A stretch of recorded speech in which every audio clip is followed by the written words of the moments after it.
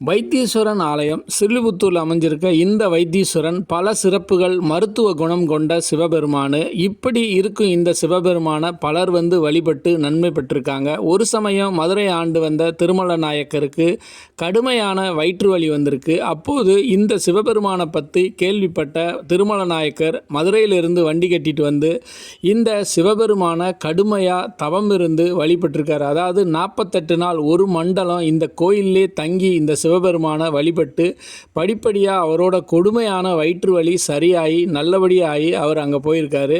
அப்படி சிறப்புமிக்க இந்த வைத்தீஸ்வரனுக்கு அங்கு ஒரு மண்டபம் அமைத்து அந்த மண்டபத்தில் ஒரு மணியும் அமைத்து ஒரு வேலையாட்களை வைத்து இந்த சிவபெருமான் சாப்பிட்டதுக்கு அப்புறம்தான் அந்த திருமல நாயக்கரே சாப்பிட்ருக்காரு. இங்கே அடிக்கக்கூடிய மணி மதுரையில் கேட்குமா.